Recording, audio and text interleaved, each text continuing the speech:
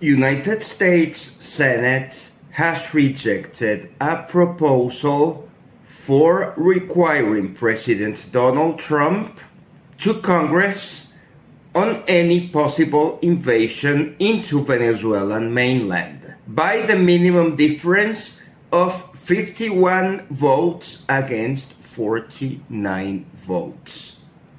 Only 2 Republicans sided with Democrats, suggesting that for world peace it is imperative not only that Democrats regain control of Senate and representatives, but also it is crucial that within the Democratic Party, the most progressive factions led by Ro Kanna, Alexandria Ocasio, Ilhan Omar, Bernie Sanders, and Zohran Madani become the most popular reference within the Democratic Party, ousting moderate, hawkish factions of Barack Obama, Hillary Clinton, and other previous administration officials who caused wars in Afghanistan, Iraq, and elsewhere in the Middle East. Regime change must be sought in the United States from Venezuela and the rest of the international community as a proportional response to explicit regime change made in the United States. Psychological pressure must be exerted into United States media and population, promoting propaganda for progressive democratic forces and discrediting Republicans and moderate Democrats. A few anti-war Republican personalities such as Rand Paul and Marjorie Taylor Greene, who explicitly oppose war, should be saved for variety and a dialogue between such loner-worthy Republicans and a majority of progressive Democrats who should be coming into power via voting or revolution in the United States would make a desirable combination for world peace. Dividing United States into 2 countries is no longer morally irresponsible, but just a retaliation on what they expect to do for Venezuela. Russian media has detailed intelligence reports on United States forces pretending to invade La Guaira state, where Maiquetía Airport is located. It is unclear how that would happen, as the coastal areas in Venezuela are heavily defended and the population of La Guaira state historically has been comparatively loyal to the government of Nicolás Maduro. While economic development during recent years at La Guaira state has grown above Venezuelan national average. For that to happen, however, many American casualties would be expected, as La Guaira is heavily fortified with no escape route, as it is blocked to the south by massive Avila Mountains, separating it from Caracas, and there is only one road east and west along the coast. It is unclear why United States forces would try to invade Venezuela exactly from La Guaira, which is among the most defended states, with tanks and missiles deployed every few miles along the entire length of the state, as Sun Tzu in The Art of War clearly detailed that no responsible invading force will choose to attack a heavily fortified area first. It has become clear, however, that even though Donald Trump so far has rejected the idea of invading Venezuela, unexpected pressure to attack has been renewed by United States Senate, which could not gather enough Republican support siding with Democrats. A reason could be recent defeat of Republicans in United States, California, New York City, New Jersey, and Virginia elections. And as popular support for Republicans dwindles in the United States, the remaining caucus becomes more aggressive. We must also take into account that, rightly or wrongly, United States perception is that Venezuela is the easiest target to win an easy war, as other countries located in Europe or Asia are perceived as more prepared for warfare, while a recent inferior Venezuelan military has historically promoted in the United States the idea that Venezuela is an easy target.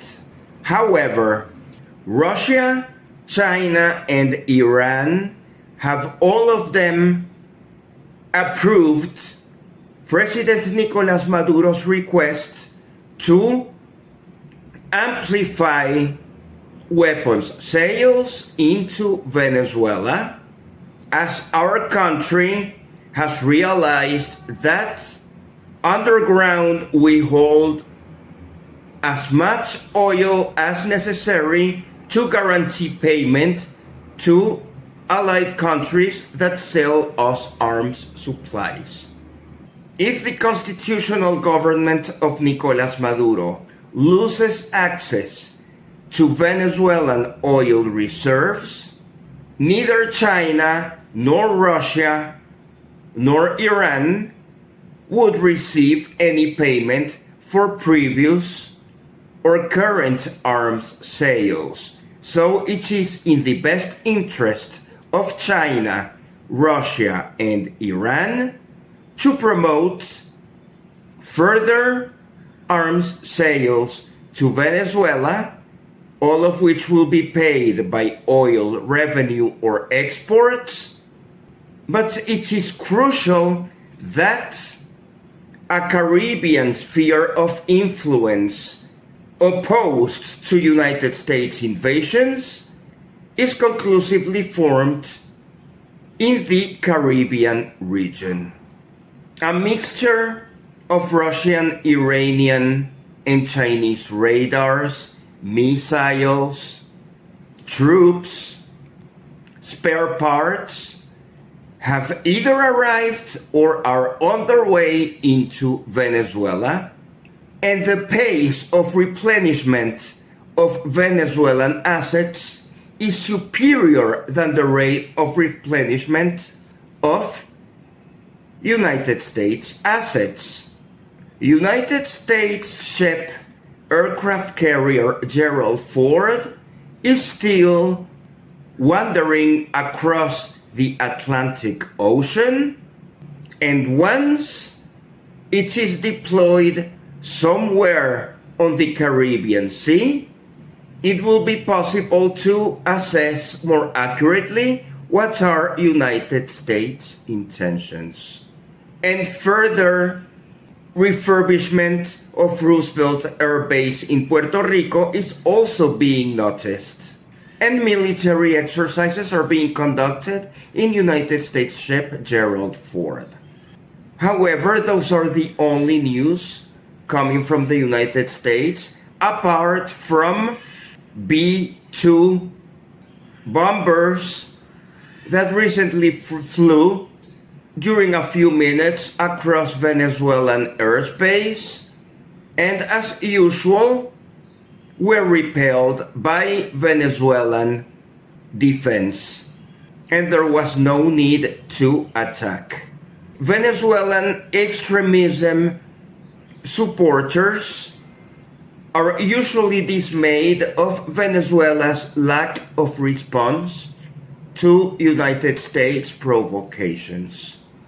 The plan continues to intend provocation so that Venezuelan army forces respond with fire, and the international community would be provided with fake news such as Venezuela initiated a war. Venezuelans, however, have been appropriately trained on how to use psychological war. We have been bombarded by social media and most recently artificial intelligence content rooting for United States superiority, while along with our allies we have been successful in circumventing economic war as we continue trading without sanctions or with sanctions, and Venezuelans have mastered psychological war as supporters of our country remain united, while extremist supporters of United States invasions tend to internal infighting against various opposing quarrels. Military deterrence, however, must be secured, as Venezuela's goal should be to fortify itself to levels comparable as North Korea until United States desists to invading or attacking our hard-earned sovereignty. Diplomacy, however, should be provided a chance. United Nations Human Rights Council has released authoritative opinions on the illegality of United States airstrikes to Caribbean and Eastern Pacific vessels. As the right to life is protected by international law, there has been no declaration of war, and there is no evidence of terrorism whatsoever. United States public opinion geared to mainstream Republican Party pretends that United Nations is useless. However, United States is signatory of the United Nations, and United States provides a seat to the United Nations, which is New York City, which will soon be governed by progressive Zohran Madani. It must be emphasized that Madani's grip on New York City is crucial for world politics, because an effective association between the Organization of United Nations and the city government of the Union of 5 Boroughs of New York City could be a formidable opposition to the rest of the United States of America. That has never happened before. The risk, however, remains that Zohran Madani could become the newest version of Chilean President Gabriel Boric, who was supposed to be progressive, and once he came into power, he reverted to conventional irrelevance. It is necessary that Zohran Madani's promises are honored. Boca Raton mayor in Palm Beach County, Florida, is already inviting New York City business community to flee into Florida. Perhaps New York City's economy will face gigantic shifts as a few millionaires and billionaires flee the city and working class people find it easier to promote new businesses. Rent controls are perceived as sources of inefficiency and might lead to economic trouble. That might be true. However, voters of New York City should experience the full effects of Zohran Madani political promises, as that is exactly what they voted for.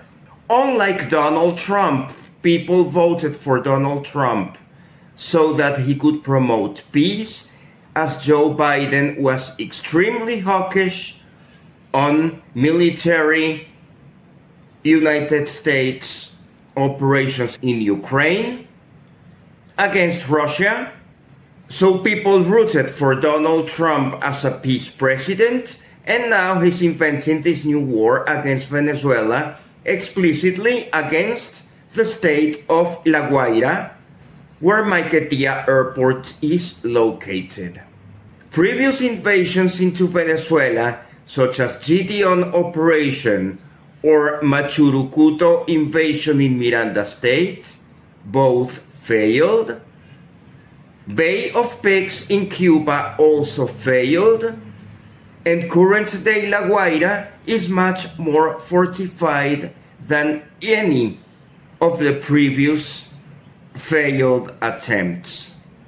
However, it is interesting to hear about the leak that invasion to La Guaira would be most likely United States targets. Or perhaps American intelligence has made this information available to Russia so that Venezuelan army withdraws attentions to other areas of the coast that would instead be invaded. Delta Amacuro State, where the mouth of the Orinoco River is located, has a maritime boundary with Icacos in southern Trinidad. Fishermen in Icacos are warned by Trinidad and Tobago Coast Guards not to separate themselves over 2 miles from the coastline, which means that Trinidad and Tobago fishermen should not approach the international border with Venezuela, suggesting that an invasion attempt into Venezuela starting from Trinidad and Tobago into either Delta Amacuro or Sucre State remains on the cards. While military exercises have been conducted in Aruba and Curacao, so far there have been no incidents, and communication between the Venezuelan government and the government of the Kingdom of the Netherlands is usually fluid, although of course treason abounds during wars. So, of course, Venezuelans must be vigilant of invasion from any of our coasts, but the coast of the state of Falcon, which borders the Netherlands Antilles, might be spared. Margarita Island continues fortified and is a hub for Iranian immigration and Russian tourism, making it extremely unlikely to be invaded by United States. Margarita also has a history of deterring invasions. Tourism attractions in Margarita Island include Fortín de la Galera in Juan Griego, in northwestern Margarita, La Asunción Castle, where Luisa Cáceres de Arizmendi, a Venezuelan patriot from the independence days, was jailed, is another example of a Spanish fortification that defended Margarita over many centuries. And Pampatar, San Carlos Borromeo Castle, is also located in southeastern Margarita, Pampatar Bay, close to the modern-day urban area of Porlamar. Along with historical Spanish colonial defense of Margarita Island against British pirates that nevertheless succeeded in conquering Trinidad, now extends to modern-day Margarita with ample exercises of amphibious activities performed by the Venezuelan Army and Navy.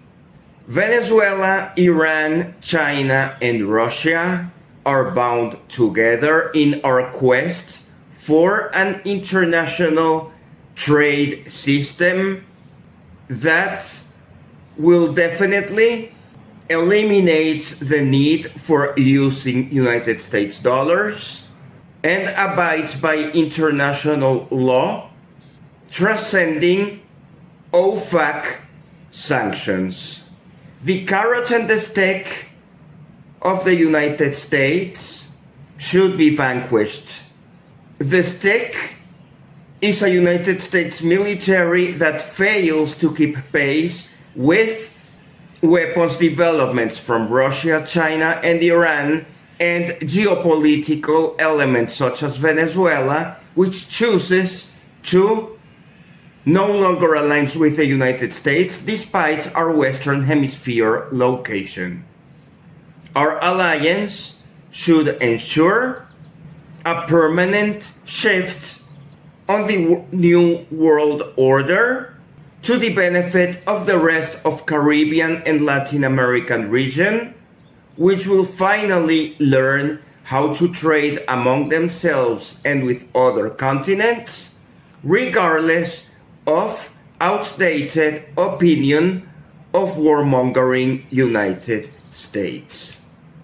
Our relationship with the United States from now on should emphasize regime change attempts in the United States and cultural promotion of the progressive forces of the Democrat Party, so that the military-industrial complex of the United States falls into unexpected hardship and new kinds of people come into power in the United States, while Caribbean and South American and Central American unity continues to make positive headlines for the sake of a more peaceful and humane future. Alliances with Russia, China, and Iran are absolutely necessary not only for Venezuela, but for rest of Caribbean and Latin American countries. We seek deterring United States. Unilateral approaches are unacceptable in multipolar international system supported by United Nations. Free trade is impossible with United States, a decaying economy dependent on tariffs and debt printing of its fiat currency. Venezuelan sovereignty is reaffirmed as United States remains hesitant to strike as they fear our proven capability to inflict casualties to its military.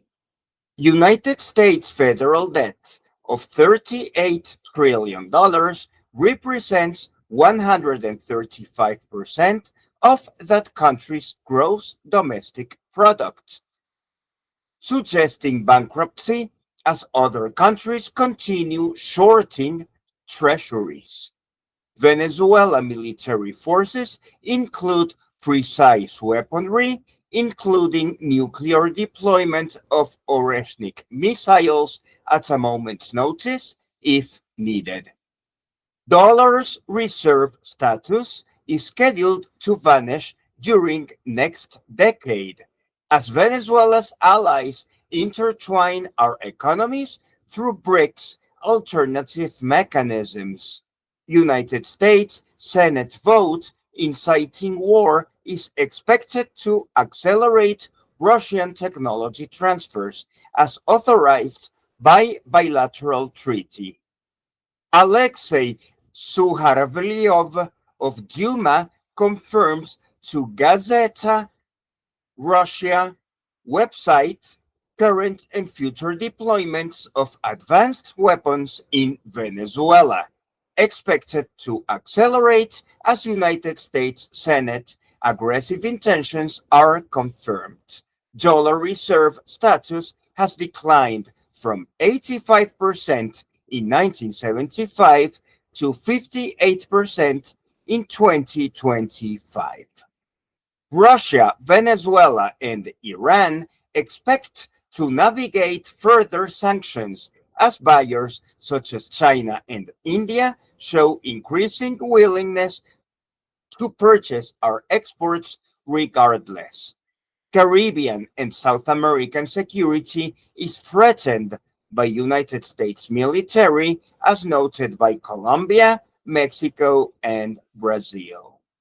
As United States military threats to Latin America and Caribbean continue, Colombia, Brazil, and Mexico increasingly oppose such behavior. Recent election results suggest widespread opposition of American voters to hawkish agendas that deviate from peace and economic development. Economic liberalization has resulted in wider income and equity gaps that impoverish most population while enriching elites. Alternative economic policies are increasingly pursued worldwide to foster each nation's sovereign use of resources rather than yielding to corporations. Elites are enriched in United States as they successfully benefit from stock markets, absolutely detached from needs of hourly workers.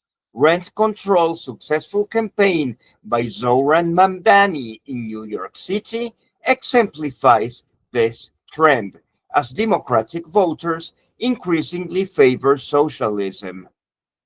If stock markets allocated capital efficiently, New York voters would have reaffirmed status quo. To the contrary, issues pertaining to majority of population are detached from market freedoms heavily publicized by those who prefer to collect rent rather than laboring for salary. Technology is increasingly perceived as an overvalued bubble ready to burst. Affordable healthcare has failed in United States.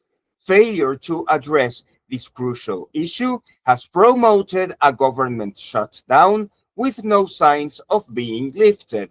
War into Venezuela would serve as domestic distraction. Artificial intelligence promotes United States supremacism, amplifying opinions favorable to that country and rejecting opinions favorable to national interest of most other countries. United States shutdown enters 37th day to become longest in history. No compromise emerges yet.